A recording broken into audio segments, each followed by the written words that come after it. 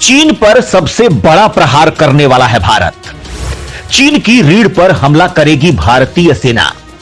अब तिब्बत को आजाद करने का मिशन छेड़ेगा भारत। दोस्तों, इस वक्त भारत और चीन की सेनाएं एक दूसरे पर टूट पड़ने के लिए बॉर्डर के दोनों तरफ तैयार हैं। चीन सीमा पर मिसाइलों का जखीरा तैनात कर चुका है। वहीं चीन 2 लाख से भी अधिक सैनिक LAC पर जमा कर चुका है। वहीं उसके फाइटर जेट्स ताबड़तोड़ हमले के लिए तैयार हैं। इन सबके बीच भारत ने भी इतिहास की सबसे भयंकर तैयारी कर ली है। भारत ने ब्रह्मोस मिसाइलें, आकाश मिसाइलें और अग्नि सीरीज की मिसाइलों को सीमा पर तैनात किया है और ऐसी तैनाती शायद इतिहास में पहली बार हुई है। यानी LAC के दोनों तरफ सेनाएं एक दूसरे से भिड़ने के लिए तैयार हैं। दोस्तों, चीन एक धोखेबाज देश है। उसने साल 1962 में भारत पर धोखे से हमला करके भारत का एक बहुत बड़ा इलाका यानी कि लगभग 43,000 वर्ग किलोमीटर की जमीन को उसने धोखे से कब्जा लिया था, जिसे आज ऑक्साई चीन कहा जाता है। और चीन अब एक बार फिर से युद्ध छेड़कर अरुणाचल प्रदेश के एक बड़े भूभाग तवांग पर कब्जा करना चाहता है, जो सामरिक रूप से बेहद अहम है। लेकिन दोस्तों, 2021 का भारत कुछ अलग है। अब भारत दुश्मन को उसी की भाषा में जवाब देता है। चीन की मंशा थी कि वो भारत के तवांग सेक्टर पर कब्जा कर भारत सहित दुनिया को चौंका देगा। लेकिन दोस्तों, अब भारत ने भी चीन को उसी की भाषा में जवाब देते हुए एक बड़ा सरप्राइज दे दिया है। चीन की नजर जहां पूर्वी लद्दाख, उत्तराखंड के बाराहोती और अरुणाचल प्रदेश के तवांग सेक्टर पर थी, तो अब भारत ने भी उसकी एक खास जगह को चीन से छीनने के लिए एक बड़ा ऑपरेशन चला दिया है।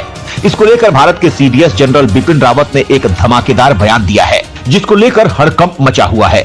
दोस्तों, आगे वीडियो में हम आपको बताने वाले हैं कि ऑक्साई चीन के बदले भारत चीन के किस इलाके को छीनने की बात कर रहा है और तिब्बत को लेकर भारत ने क्या नया प्लान बनाया है और CDS जनरल बिपिन रावत ने सेना की किस प्लानिंग को लेकर बड़ा बयान दिया है। ये सब हम आपको बताने वाले हैं, तो वीडियो पर बने रहिए। तिब्बत पर भारत करेगा कुछ बड़ा, भारतीय सेना ने दिए अहम संकेत। दोस्तों, तिब्बत को लेकर भारत की क्या प्लानिंग है? क्या तिब्बत को भारत चीन से आजाद करवाने वाला है? ये सब बताने से पहले हम आपको भारत की एक फोर्स का नाम बताते हैं, जिसका नाम है स्पेशल फ्रंटियर फोर्स। SFF पूरी तरह से एक खुफिया यूनिट है। इसे भारतीय आर्मी का हिस्सा तो नहीं माना जाता है, लेकिन ये आर्मी के कंट्रोल में काम करती है, यानी आर्मी से अलग एक खुफिया आर्मी यूनिट।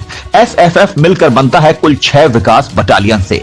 हर बटालियन में करीब 800 जवान, यानी करीब 5,000 SFF जवान। इसमें शामिल जवान पहाड़ियों पर और ऊंचे स्थानों पर लड़ाई करने में माहिर होते हैं। दुश्मन के इलाके में जाकर लड़ने में माहिर ये जेनेटिक रूप से काफी एथलेटिक होते हैं। मजबूत कद काठी की वजह से 50 के दशक से लेकर आज तक चाइनीज आर्मी इनसे उलझने से दूरी बनाए रखना प्रेफर करती है।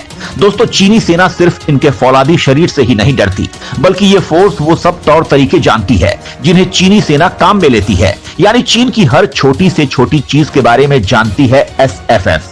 SFF ने अब तक जितने भी मोर्चों पर भारतीय सेना की मदद की है, उसे अक्सर छिपा कर ही रखा गया, क्योंकि ऑब्वियसली ये एक खुफिया यूनिट है। दोस्तों, अब यही यूनिट भारतीय सेना का मिशन तिब्बत पूरा करने वाली है, क्योंकि इस यूनिट में तिब्बती लड़ाके ही भरे हुए हैं। यही यूनिट भारतीय सेना को तिब्बतोलॉजी भी सिखा रही है, यानी तिब्बत को चीन के चंगुल से आजाद करवाएगा भारत। और इसका इशारा कर दिया है भारत के CDS जनरल बिपिन रावत ने। चीन से उसका तिब्बत छीनेगा भारत। तिब्बत को आजाद करवाने के लिए बड़ा कदम। दोस्तों, इस कड़ी में CDS बिपिन रावत ने धमाकेदार बयान दिया है। बिपिन रावत के मुताबिक सरदार पटेल तिब्बत को हमेशा एक स्वतंत्र देश की तरह देखते थे। वो इसे बफर देश बनाना चाहते थे, जिससे चीन भारत के सीमा संघर्ष को रोका जा सके। रावत ने दावा किया कि सरदार द्वारा पंडित नेहरू को लिखी गई चिट्ठी में इस बात का जिक्र है। उन्होंने कहा कि सरदार पटेल एक दूरदर्शी थे।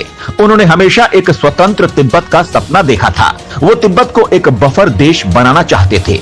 सरदार पटेल और जवाहरलाल नेहरू के बीच जो पत्र लिखे गए थे, उसमें भी इस बात का जिक्र आता है। अब यहाँ पर 2 बातें जानना जरूरी हो जाता है।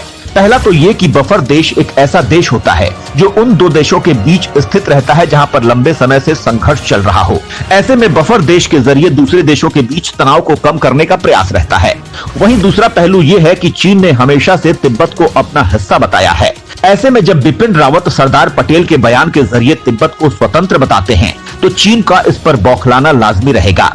वैसे अपने संबोधन के दौरान बिपिन रावत ने इतिहास के कई पुराने पन्नों को खोला। उसके जरिए उन्होंने वर्तमान भारत चीन की स्थिति पर भी खुलकर कहा। उन्होंने कहा कि जब जब कोई देश अपनी सेना को ही नजरअंदाज कर देता है, तब बाहरी ताकतें उस स्थिति का फायदा उठाने का प्रयास करती हैं। 1950 में भारत ने अपने सुरक्षा तंत्र को डगमगाने दिया था। इसका परिणाम 1962 में चीन संग जंग के दौरान चुकाना पड़ा था। अब सीडीएस मानते हैं कि 1962 के बाद भी कई बार चीन संग भारत की झड़पें हुई थी। फिर चाहे वो 1967 में सिक्किम के नाथुला में, 1986 में वांगडुंग में या 2017 में डोकलाम में हो, रावत के मुताबिक अब भारतीय सेना सीमाओं पर मुस्तैद रहती है। ये तमाम झड़पें भी इसी ओर इशारा करती हैं कि अब देश की सेना हर खतरे से निपटने के लिए तैयार रहती है।